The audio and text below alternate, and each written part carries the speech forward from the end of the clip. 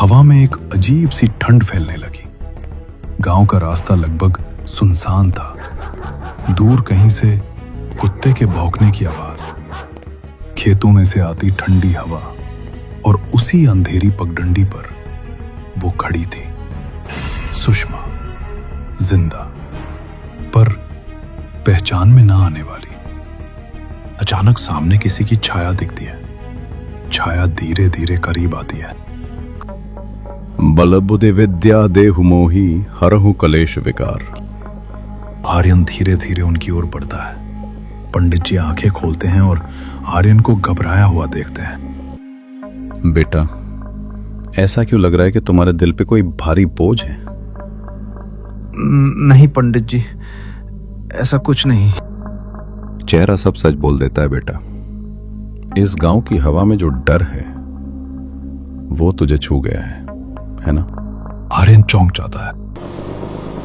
4 साल बाद आर्यन अपनी पढ़ाई पूरी करके शहर से अपने गांव लौट रहा था। बस की खिड़की से झांकते हुए उसे खेत, पगडंडियां, कुआं और वही पुरानी टूटी चौपाल दिखाई दे रही थी। लेकिन जैसे जैसे गांव करीब आ रहा था, एक अजीब बेचैनी उसके अंदर बढ़ती जा रही थी।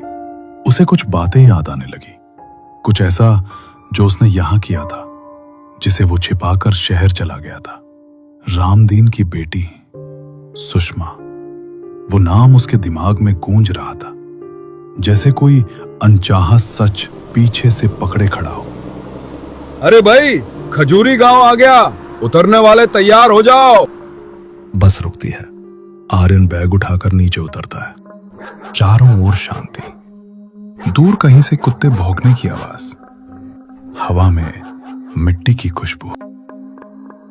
गांव तो वही है, पर माहौल कुछ अलग लग रहा है। उसी वक्त नरेन काका, गांव के बूढ़े चौकीदार, लाठी लिए चलते दिखते हैं। अरे ओए आर्यन बेटा, तू वापस आ गया? पढ़ाई पूरी हो गई? जी काका, बस अभी आया ही हूं। गांव में पैर संभल के रखना बेटा। जब से तू गया था ना, कुछ बातें शांत नहीं हुई। कौन सी बातें काका? नरेन काका आर्यन की आंखों में देखते हैं। खामोशी। कुछ बातें छोड़, चल घर जा, तेरी मां इंतजार कर रही होगी। काका आगे बढ़ जाते हैं। आर्यन के कदम भारी पड़ जाते हैं। रास्ते में 2-3 और गांव वाले देखते हैं, पर कोई बात नहीं करता। सबकी नजरें अजीब हैं। ये लोग ऐसे क्यों देख रहे हैं? कहीं सुषमा वाली बात तो नहीं, वो तो भूल ही गए होंगे, है ना? एकाएक पीछे से किसी लड़की की आवाज आती है। आर्यन? आर्यन का चेहरा एकदम सफेद पड़ जाता है। वो मुड़कर देखता है। वो सुषमा नहीं, बल्कि उसकी बचपन की सहेली सविता है। तू वापस आ गया? हाँ। सब ठीक है, लेकिन तू आया है तो पुरानी बातें भी साथ में लौट आई होंगी।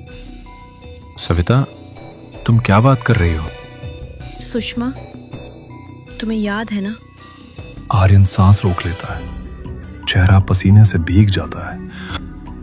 वो आज भी तेरे लौटने का इंतजार करती है। क्या? लेकिन सविता ठंडी सांस लेती है। आज भी वहीं बैठी रहती है, उसी जगह जहां तुमने उसे आखिरी बार छोड़ा था। आर्यन की धड़कन थमने लगती है। तुम किस जगह की बात कर रही हो? सविता धीरे से उंगली उठाकर गांव के पीछे वाले पुराने कुएं की ओर इशारा करती है। वहीं जहां तुमने उससे कहा था, मैं लौट कर आऊंगा। आर्यन का चेहरा डर और पछतावे से भर जाता है। सविता की बातों ने आर्यन के पैरों से ताकत छीन ली थी। गांव के पुराने कुएं का नाम सुनते ही उसकी गर्दन सुन्न हो गई। उसे लगा शायद सब ठीक होगा, पर लग नहीं रहा था कि गांव उसे माफ कर चुका है। शाम गहरा रही थी। रास्ते में पड़ने वाला पुराना ढाबा, जहां कभी चाय की महक और हंसी ठिठोड़ी होती थी, आज अलग ही लग रहा था। आर्यन ने धीरे से कदम बढ़ाए और ढाबे के पास आते ही उसे महसूस हुआ यहां डर की एक मोटी परत जमा है। ढाबे पर हल्की टिमटिमाती बल्ब की रोशनी। 4-5 आदमी गोल बनाकर चुपचाप बैठे हैं, चाय के गिलास आधे भरे हुए, सबके चेहरे उतरे हुए, जैसे किसी अनहोनी का साया मंडरा रहा हो। ये लोग ऐसे क्यों बैठे हैं? सबके चेहरे इतने डरावने क्यों? ढाबे वाला चंद्रपाल आर्यन को देखता है। पहचानते ही उसका चेहरा और ज्यादा गहरा पड़ जाता है। अरे आर्यन बेटा, इतने साल बाद, आओ चाय पियोगे? आर्यन बड़ी मुश्किल से मुस्कुराता है। हाँ, एक चाय दे दो चाचा। आर्यन बैठता है, लेकिन सामने बैठे लोग उसे घूर रहे हैं। घूर नहीं, जैसे कुछ कहना चाहते हो पर कह नहीं पा रहे हो। तू वापस आ गया? हाँ, कल ही शहर से आया हूं। वक्त पड़ा नाजुक चल रहा है बेटा, रात में बाहर मत निकला कर। वो कुएं वाली तरफ तो बिल्कुल मत जाना। आर्यन का दिल जोर से धड़कने लगता है। चाय आ जाती है पर किसी के ग्लास में खनक नहीं। माहौल स्थिर। ऐसा लगता है मानो किसी दुख, किसी अनजाने भय ने इन सबकी आत्मा चूस ली हो। लोगों के चेहरे देख रहे हो ना बेटा, ये सब पहले ऐसे न थे जब से वो हुआ है। आर्यन चौंक जाता है। वो कौन सा वो चाचा? ढाबे पर एकदम सन्नाटा, चारों तरफ सिर्फ झिंगुरों की आवाज। अरे मत बोलो चंद्रपाल, कहीं सुनेगी तो। तू चुप रहे, बस चुप। रात गहरी हो रही है। कौन सुनेगी? बात क्या है? कोई मुझे बताएगा? एकदम सामने बैठे सबसे उम्र दराज आदमी ने सिर उठाया। उसकी आंखों में नींद नहीं, डर था। सुषमा, वो अभी भी वापस नहीं गई। आर्यन का गला सूख जाता है। अचानक ढाबे के पीछे की तरफ से तेज धप की आवाज आती है। एक गिलास अपने आप जमीन पर गिर जाता है। सबके चेहरे और उतर जाते हैं। बस अब और मत बोलो, रात हो रही है, सब घर जाओ अभी। आदमी एक दूसरे को देखते हैं, जल्दी जल्दी उठकर जाते हैं। ढाबा कुछ ही सेकंड में खाली हो जाता है। आर्यन वहीं खड़ा रह जाता है, हाथ कांपते हुए। ये सब इतना डर क्यों रहे हैं? और सबकी बातों में मेरा नाम क्यों जुड़ा है? बेटा, तू यहाँ का है, इसलिए समझ ले, गांव में कुछ बदल गया है और ये बदलाव तेरे लौटने के बाद और तेज होने लगा है। आर्यन डर और बेचैनी के बीच पूछता है, क्या बदल गया? कौन सी बात? चंद्रपाल धीमे से उसके कान में फुसफुसाता है। वो आज भी तेरे लौटने का इंतजार कर रही है। आर्यन का दिल रुक जाता है। ढाबे का डर भरा माहौल आर्यन के दिमाग में चक्कर काट रहा था। हर आदमी की आंखों में जो खामोश दहशत थी, उसने उसकी सांसें भारी कर दी थी। वो तेज कदमों से घर की ओर बढ़ रहा था, लेकिन मन में बार बार वही नाम गूंज रहा था, सुषमा। रात गहराने लगी थी। रास्ते में कहीं कहीं सिर्फ लालटेन की टिमटिमाहट थी। इसी बीच एक आवाज सुनाई दी, जय हनुमान ज्ञान गुण सागर। हनुमान चालीसा की गूंज। आर्यन ने देखा, एक पगडंडी के किनारे पंडित जी बैठकर भजन गा रहे थे। आवाज पवित्र थी, पर माहौल अभी भी डर से भरा। पंडित जी लालटेन के पास आसन लगाए हुए, आंखें बंद कर हनुमान चालीसा गा रहे हैं। आसपास सूखे पत्तों की आवाजें। बल बुद्धि विद्या देहु मोही हरहु कलेश विकार। आर्यन धीरे धीरे उनकी ओर बढ़ता है। पंडित जी आंखें खोलते हैं और आर्यन को घबराया हुआ देखते हैं। बेटा, ऐसा क्यों लग रहा है कि तुम्हारे दिल पे कोई भारी बोझ है? नहीं पंडित जी, ऐसा कुछ नहीं। चेहरा सब सच बोल देता है बेटा। इस गांव की हवा में जो डर है, वो तुझे छू गया है ना? आर्यन चौंक जाता है। आपको कैसे पता? जहां भय होता है, वहां भक्ति की जरूरत सबसे ज्यादा होती है। कई दिनों से गांव में कुछ अशांत है। आर्यन की सांसें तेज हो जाती हैं। बेटा, मन चाहे कितना भी डिस्टर्ब हो, राम नाम और हनुमान जी का स्मरण साधक के मन का भार हल्का कर देता है। पंडित जी तावीज जैसी छोटी रुद्राक्ष माला निकालते हैं। ये ले, ये रक्षा सूत्र नहीं, श्रद्धा सूत्र है। कभी भी मन भारी लगे, जय बजरंगबली कहना, हनुमान जी तेरी रक्षा करेंगे। आर्यन के हाथ कांपते हैं। वो माला ले लेता है। आशीर्वाद दीजिए पंडित जी। पंडित जी उसके सिर पर हाथ रखते हैं। बेटा, तेरी राह मुश्किल है, लेकिन तू अकेला नहीं है। याद रख, भक्ति जहां है वहां भय टिक नहीं सकता। जब आर्यन वापस मुड़कर आगे बढ़ता है, तभी पंडित जी अचानक पीछे से पुकारते हैं। और हाँ बेटा, रात के इस समय कुएं वाली दिशा में मत जाना। आर्यन तुरंत रुक जाता है, धीरे धीरे पीछे मुड़कर देखता है। आपको ये किसने बताया कि मैं उधर जा सकता हूं? पंडित जी की आंखें गहरी और उदास हो जाती हैं। कई संकेत, कई परछाइयां आजकल उस तरफ मंडराती हैं। तेरा लौटना और उनका जागना दोनों एक साथ हो रहा है। आर्यन का दिल और भारी हो जाता है। आर्यन कुछ भी पूछ नहीं पाता, सिर्फ हाथ जोड़कर आगे बढ़ जाता है। पंडित जी फिर से हनुमान चालीसा गाना शुरू करते हैं। नासे रोग हरे सब पीरा, जपत निरंतर हनुमत बीरा। आर्यन की चाल तेज हो जाती है। राह अब अंधेरी और भी शांत हो चुकी है, लेकिन उसके कंधे पर जैसे कोई अनदेखी निगाह टंगी। पंडित जी से मिला रुद्राक्ष आर्यन की मुट्ठी में कसकर दबा था। उसे लगा था कि यह तावीज उसके मन का बोझ हल्का करेगा, लेकिन जैसे जैसे रात गहराती गई, हवा में एक अजीब सी ठंड फैलने लगी। गांव का रास्ता लगभग सुनसान था।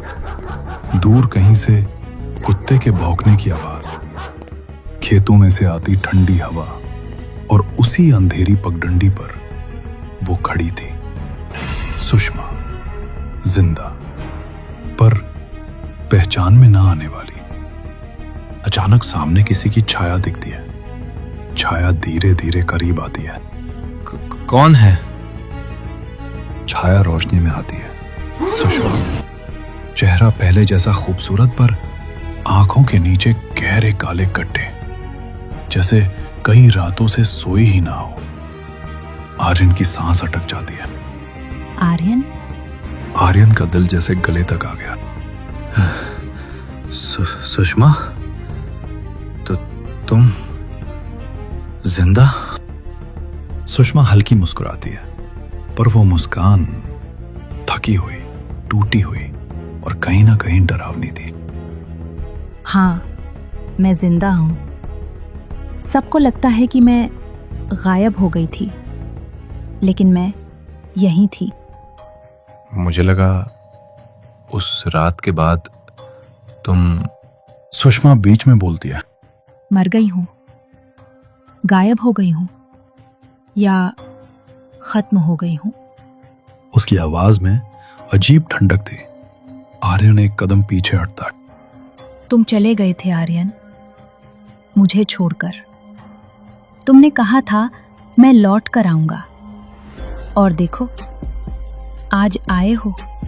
आर्यन के माथे पर पसीना। मैं मजबूरी में गया था। मुझे पता नहीं था कि तुम्हारे साथ क्या...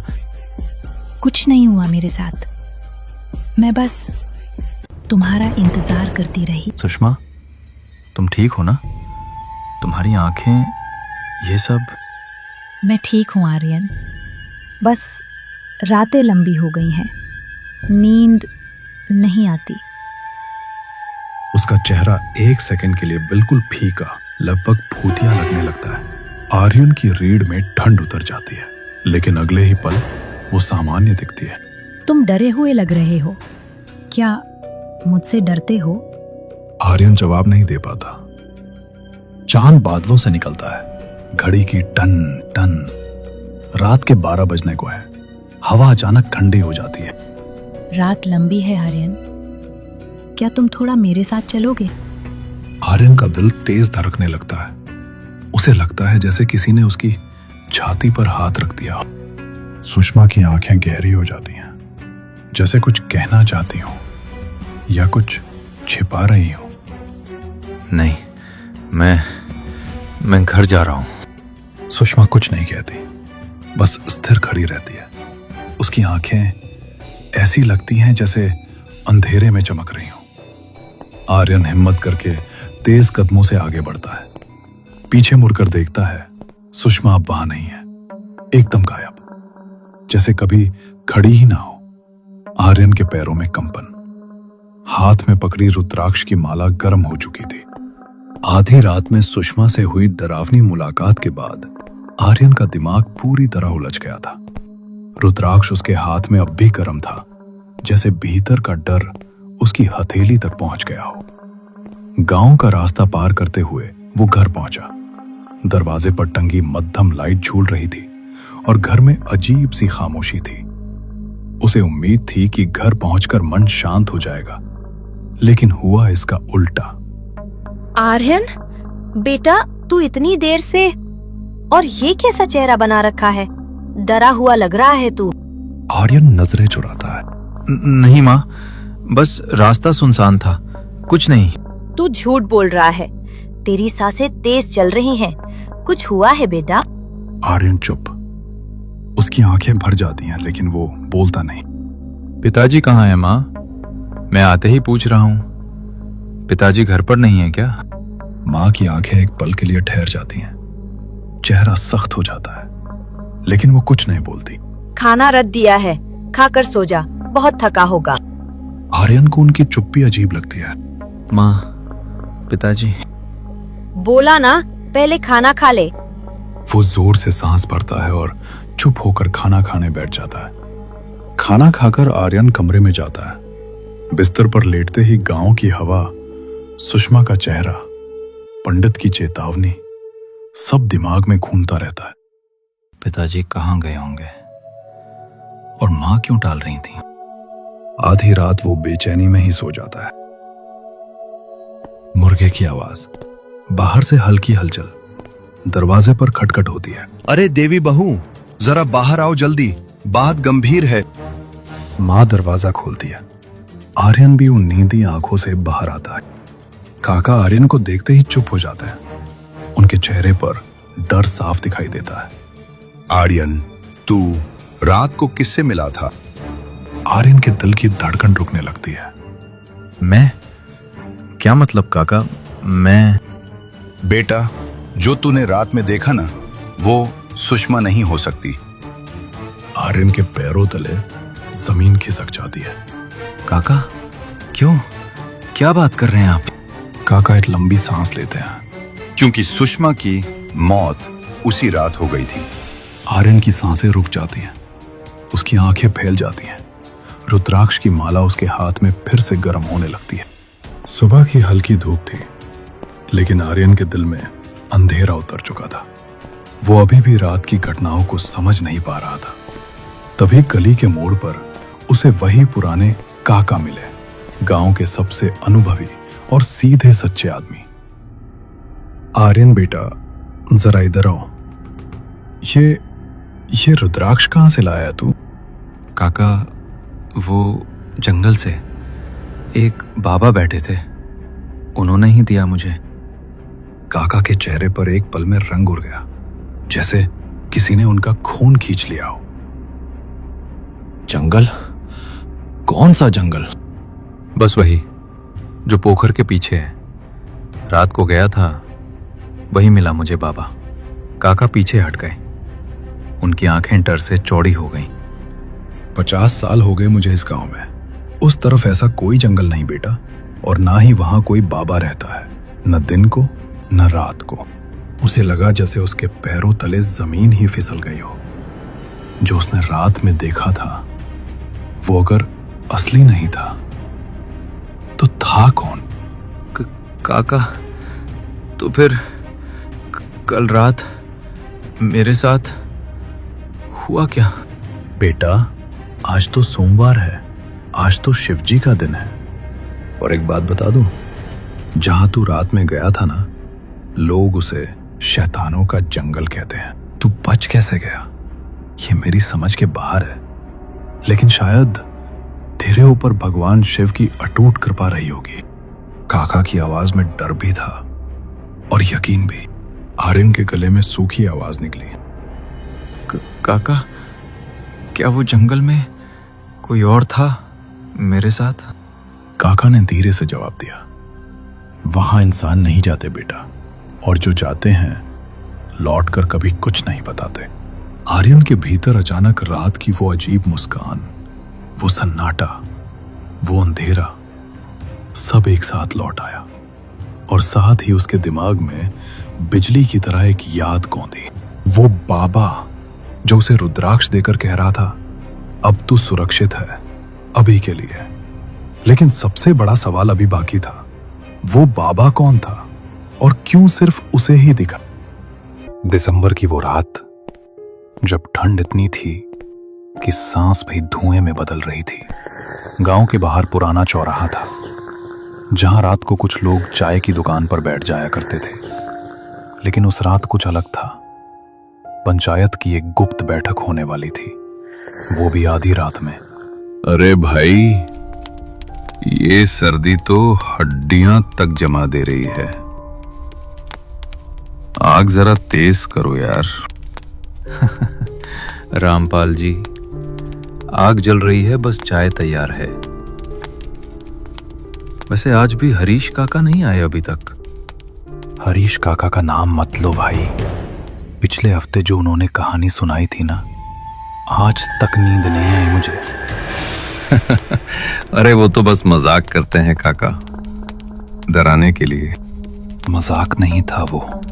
उन्होंने जो बताया था भूतिया पंचायत की, वो सब असली था। और सुन, आज रात फिर पंचायत लगनी है। पंचायत? कौन सी पंचायत? गांव की? नहीं, वो पंचायत जो मर चुके लोगों की होती है। कहा जाता है हर अमावस के बाद वाले शनिवार को रात के 12 बजे पुराने बरगद के नीचे वो बैठक लगती है, जहां कोई भी जिंदा इंसान गया वापस नहीं लौटा। अरे बस कर यार, इन सब बातों से ठंड और बढ़ जाती है। क्या हुआ बेटा लोगो? मेरे बिना डर नहीं लग रहा था क्या? काका, आप आ गए। हम तो बस आपकी ही बात कर रहे थे। अच्छा, तो फिर आज सुनो। आज मैं तुम्हें उस पंचायत की सच्चाई बताऊंगा, जिसे गांव वाले आज भी मरे हुओं की सभा कहते हैं।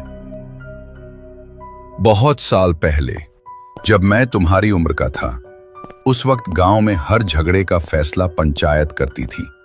लेकिन एक रात ऐसा हुआ कि गांव के 4 लोग एक साथ मरे, और दूसरे ही दिन पंचायत ने फैसला सुनाया। मगर उस फैसले के बाद गांव के सब पंच गायब हो गए। मतलब सब पंच मर गए? नहीं मरे, जिंदा थे, लेकिन इंसानों की तरह नहीं। वो आज भी उसी बरगद के नीचे मिलते हैं, हर महीने, ठीक अमावस के 3रे दिन। काका, क्या आपने खुद देखा है वो पंचायत?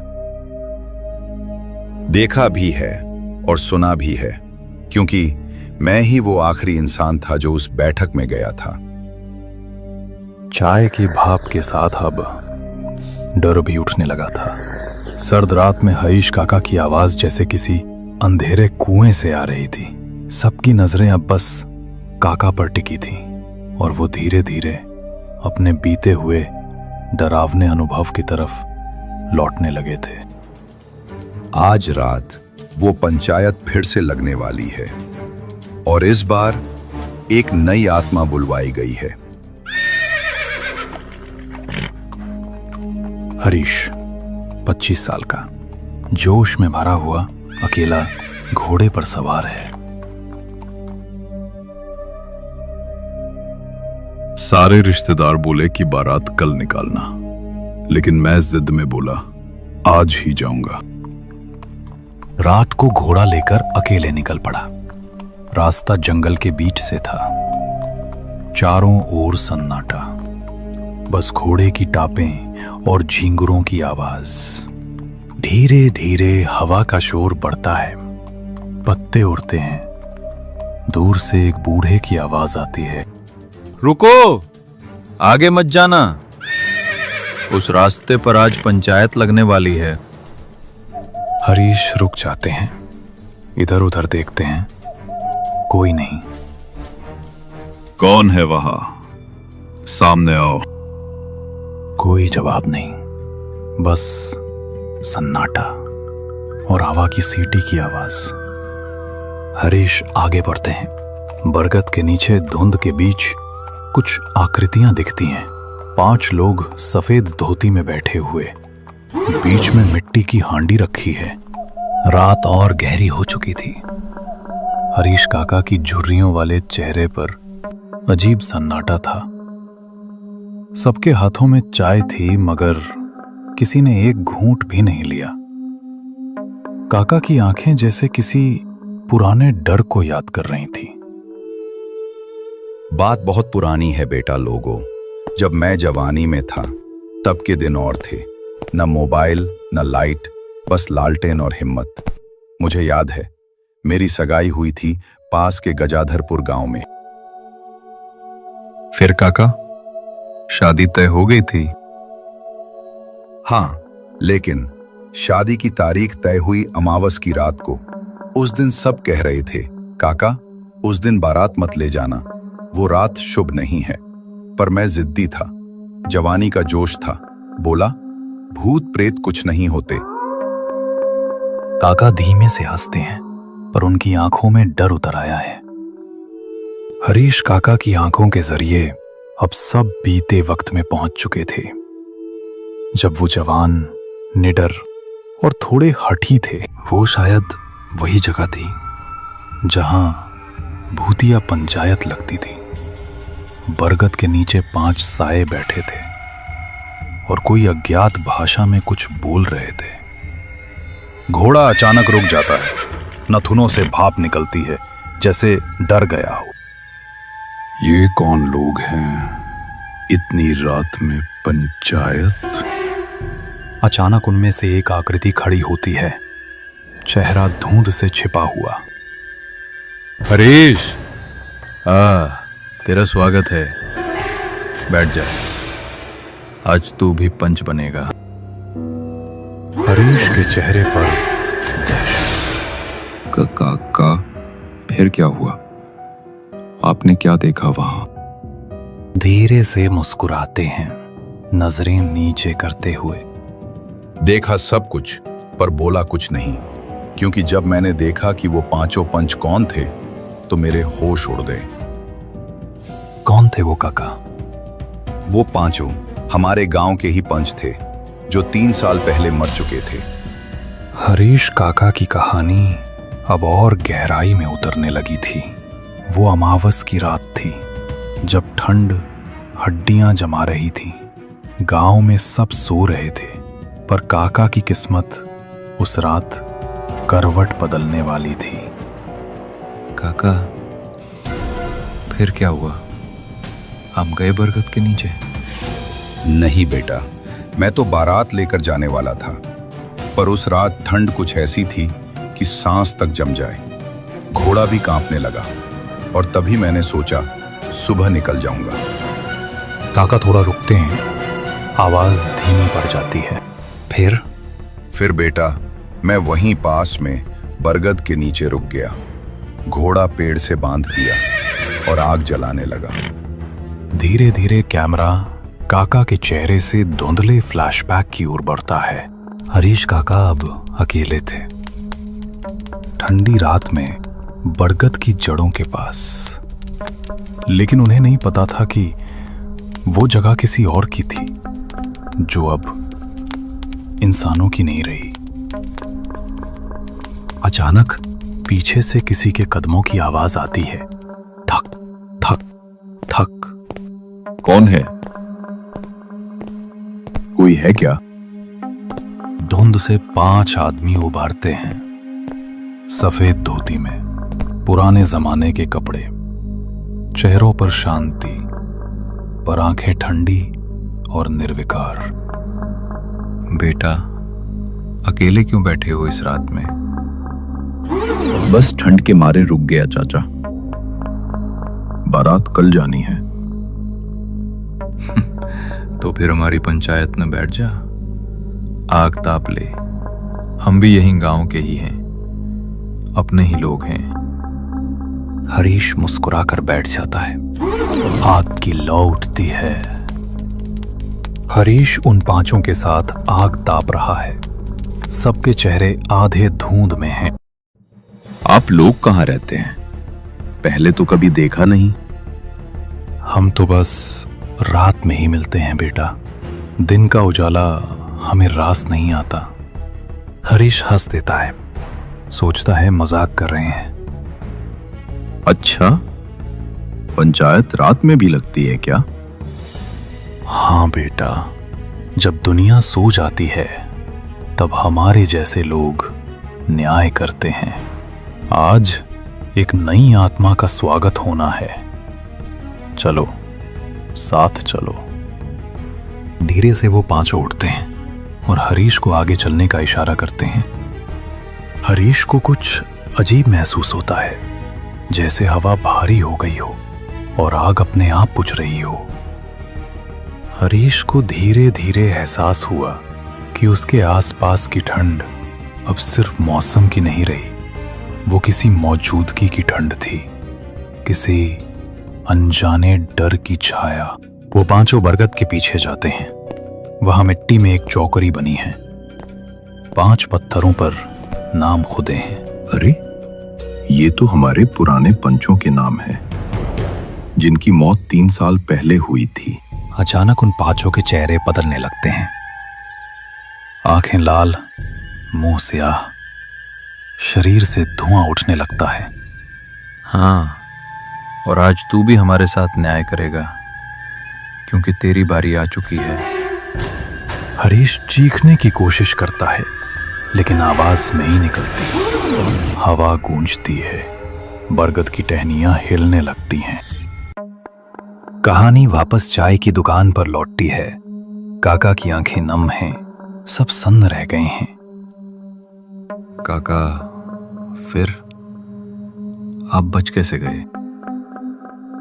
कौन कहता है बेटा कि मैं बच गया? वो रात आज भी मेरे साथ चलती है, और हर अमावस की रात मैं फिर वही 5 चेहरे देखता हूं, चाय की भाप में, धुंध में, यहां तक कि इस बैठक में भी। सब एक दूसरे की तरफ देखने लगते हैं, डर और संदेह में। काका, आप कहना क्या चाहते हैं? शायद वो 5 आज भी यहां हैं, बस तुम देख नहीं पा रहे। उस रात किसी ने भी पीछे मुड़कर नहीं देखा, क्योंकि सबको लगा जैसे बरगद का वो पेड़ अब दुकान के पास ही खड़ा हो गया हो, और कहीं ना कहीं हरीश काका के 5 साथी अब भी बैठकों में आते हों। उस डरावनी अमावस की रात के बाद कुछ समय बीत गया। हरीश काका की जिंदगी एक नए मोड़ पर आ गई थी। वो घटना उन्होंने किसी को नहीं बताई, बस मन के भीतर दफन कर ली। और फिर आई वो सुबह जब उनकी शादी हुई। अरे हरीश, अब डर नहीं लग रहा ना? पिछली बार तो बरगद वाले किस्से से कांप गए थे। अरे वो सब पुरानी बातें हैं रे। अब तो बस एक ही डर है, कहीं दुल्हन मुझे देख के भाग न जाए। सब हंसते हैं, माहौल हल्का हो जाता है।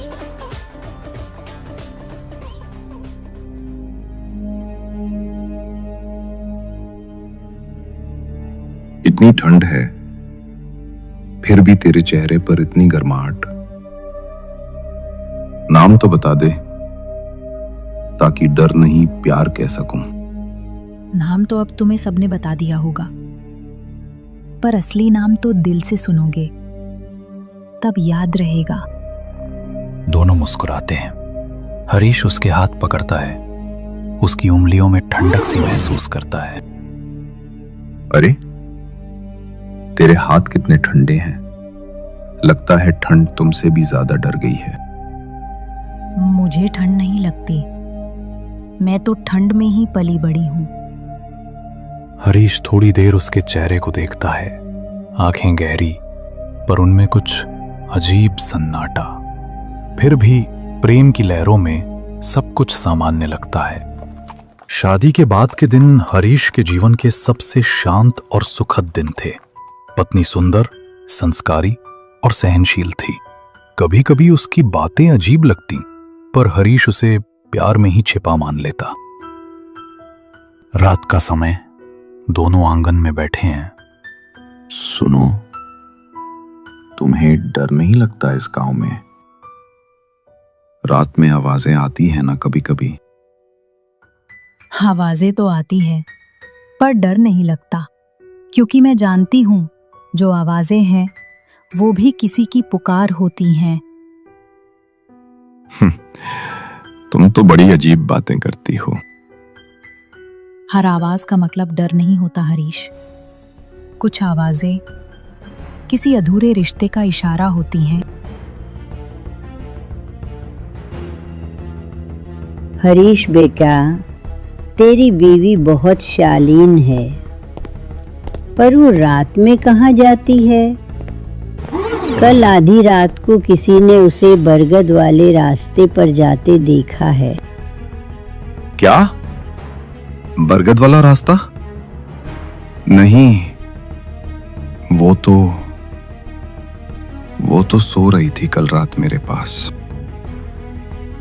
हरीश के मन में पिछली अमावस की यादें जाग उठती हैं। वो 5 साए, वो ठंडक, वो फुसफुसाहटें। रात, पत्नी खिड़की के पास खड़ी है।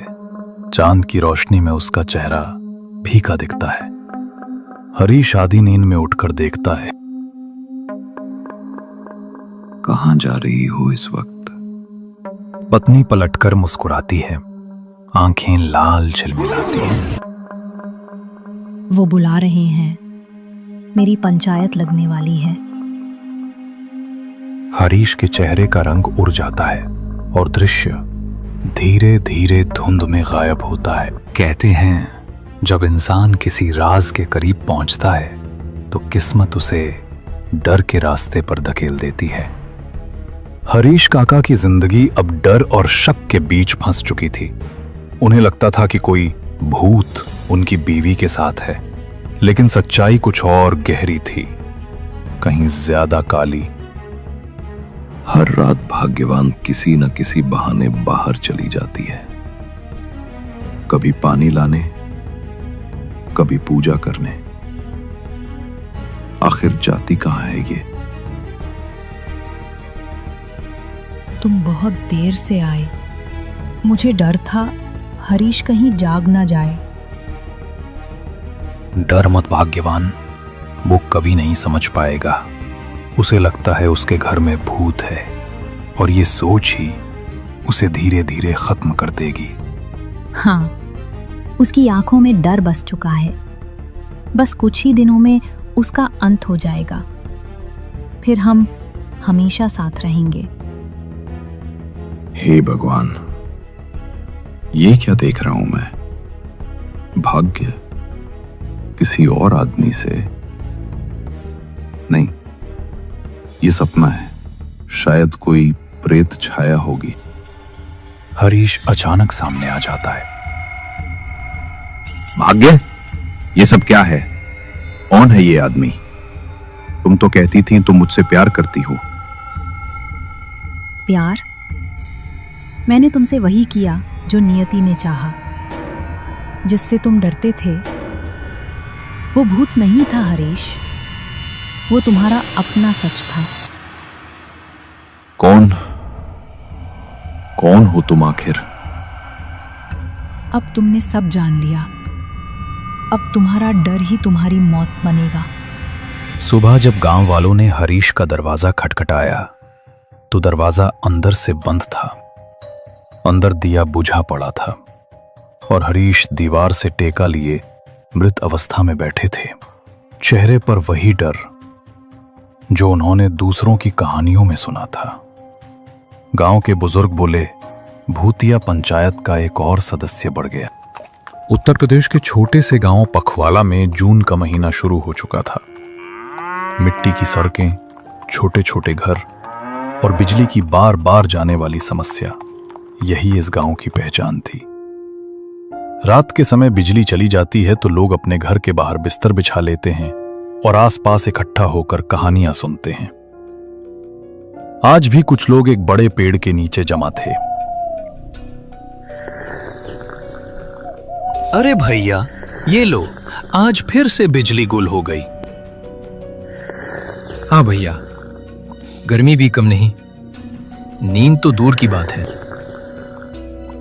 और ये मच्छर, अरे हाँ, मैं तो सोच रहा हूं मच्छरदानी ले लूं, कम से कम मच्छरों से राहत मिले।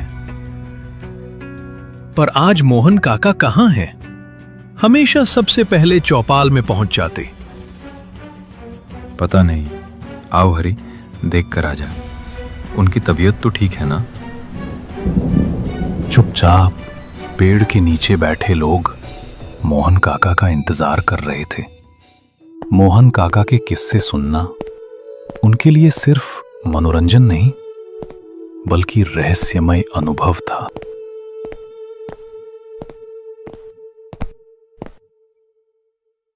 भाई लोग, मैं ही लेट हो गया। हाँ काका, आपका इंतजार कर रहे थे। आज खाना थोड़ा देर से हुआ। खाना खा ही रहा था कि बिजली चली गई। काका, आज कोई किस्सा सुनाइए ना, कोई भूत वाली घटना। ठीक है बेटा, सुनो। ये कहानी उन दिनों की है जब मैं जवान था और मेरी पोस्टिंग एक ऐसे गांव में थी जहां रहस्यमय घटनाएं आम थीं। एक शाम मैं अपनी ड्यूटी के बाद घर लौट रहा था। पैदल ही चल पड़ा क्योंकि कोई सवारी नहीं मिली। अचानक मंद मंद हवा चली, काले बादल छा गए और बिजली कड़की। मैं जंगल का शॉर्टकट लेने लगा। रास्ता सुनसान था। पेड़ों पर बैठे पक्षियों की चिलचिलाहट सुनाई दे रही थी। जैसे ही मैं आगे बढ़ा, मैंने एक तोते को देखा और अचानक चारों तरफ अजीब आवाजें। झाड़ियों में कुछ हिल रहा था। बारिश बढ़ गई। रास्ता सुनसान और डरावना। मैं पास के घने पेड़ के नीचे खड़ा हो गया। तभी अचानक झाड़ियों से कुछ तेजी से निकलकर भागा। मेरा खून जम सा गया। बारिश की बूंदें जंगल की सुनसान पगडंडी पर पड़ रही थीं। मोहन काका घने पेड़ के नीचे खड़े थे। पूरी रात का डर उनके दिल में बैठ चुका था। चारों तरफ केवल बारिश की आवाज और कीटों की किटकिट थी। जैसे ही मोहन काका ने चारों ओर देखा, झाड़ियों में कुछ हिलने लगा। अचानक उनके सामने एक बहुत सुंदर लड़की प्रकट हुई।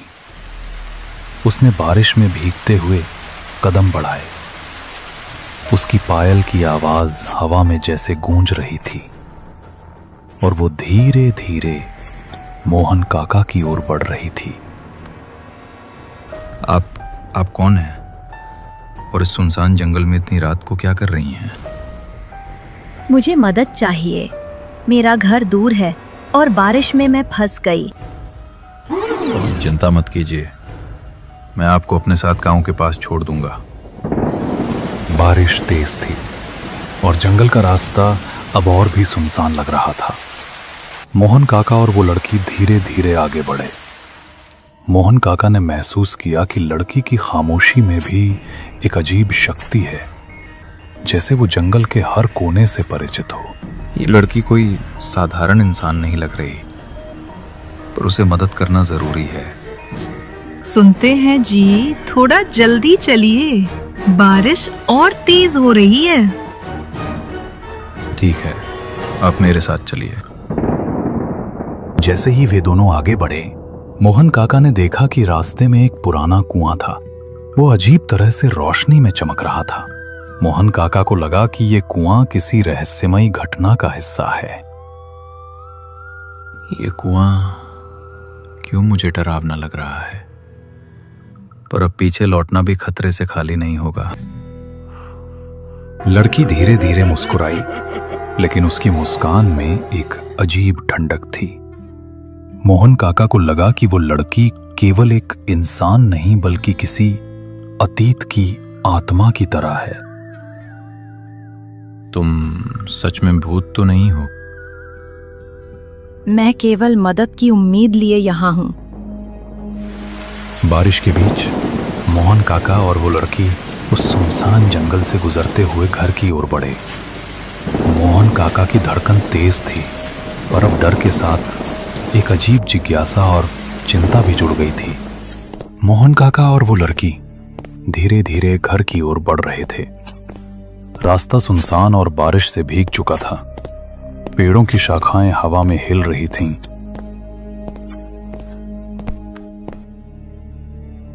मोहन काका के मन में डर और उत्सुकता दोनों थीं।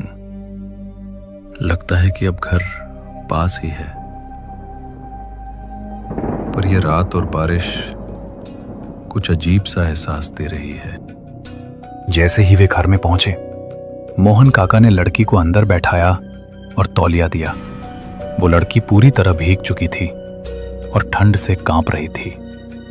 मोहन काका ने चाय बनाई और दोनों ने चुपचाप बैठकर पी। तुम खामोश क्यों हो? तुम कुछ कहना चाहती हो क्या? मैं केवल मदद के लिए यहाँ हूँ। लगता है कि ये लड़की किसी पुराने दुख या हादसे की वजह से यहाँ भटक रही है। बारिश धीरे धीरे बंद हो रही थी, लेकिन मोहन काका का दिल अभी भी थम सा गया था। उन्हें अब पता चल चुका था कि ये लड़की कोई साधारण इंसान नहीं थी। उसकी आंखों में कुछ अधूरी कहानी और पीड़ा झलक रही थी। रात गहराती जा रही थी और मोहन काका के घर में अजीब सी खामोशी छाई थी। बारिश बंद हो चुकी थी, लेकिन हवाओं के झोंके और पेड़ की सरसराहट जंगल की याद दिला रहे थे।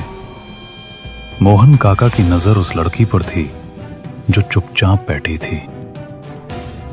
तुम सच में कौन हो? तुम्हारा ये रूप, ये आवाज, ये सब कैसे? मैं यहाँ भटकती हूँ, मदद की उम्मीद लिए। क्या मतलब भटकती? बहुत साल पहले इसी गांव में एक बरसात की रात में फंस गई थी। कोई मेरी मदद नहीं कर पाया और मैं नहीं बच पाई। मोहन काका को समझ में आ गया कि ये लड़की भूत है, लेकिन उसकी आंखों में सिर्फ पीड़ा थी, डर या बदले की भावना नहीं। तो इस जंगल में दिखाई देने वाली आत्मा वही थी। हाँ, और तुमने मेरी मदद की, इसलिए मैं तुम्हें नुकसान नहीं पहुंचाऊंगी। मोहन काका को राहत मिली, पर साथ ही डर और हैरानी भी। अब वो जान चुके थे कि इस गांव में बारिश की रात में दिखाई देने वाली आत्मा की कहानी सिर्फ किस्सों की नहीं, बल्कि सच थी। तुम अब जा सकती हो। जब तक कोई तुम्हारी मदद ना करे, यहां क्यों फंस कर रहती हो? सुबह हुई। मोहन काका ने देखा कि बगीचे में वही छाता पड़ा है जो उन्होंने लड़की को दिया था, और रसोई में चाय की प्याली खुद ब खुद हिली हुई थी। मोहन काका को अब पूरा यकीन हो गया कि वो रात केवल सपना या वहम नहीं था। ये सब सच में हुआ, सपना नहीं। काका, आप ठीक हैं? रात में बहुत बारिश थी, हम सब सो रहे थे। रामू बेटा, तुमको कहानी बतानी पड़ेगी।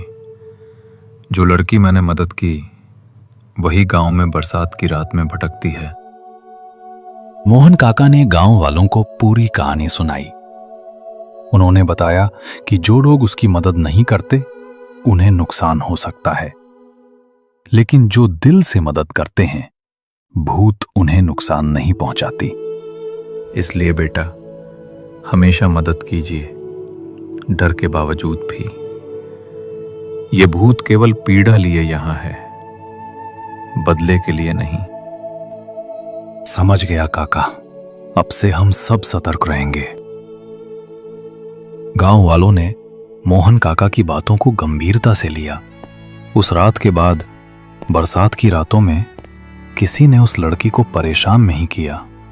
मोहन काका ने महसूस किया कि सच्चा डर केवल तब होता है जब हम सत्य और रहस्य को समझने से डरते हैं। और इस तरह बारिश की रात का रहस्य ने गांव में एक चेतावनी और सीख छोड़ दी। सहायता करें, चाहे परिस्थितियां कितनी भी भयानक क्यों ना हो।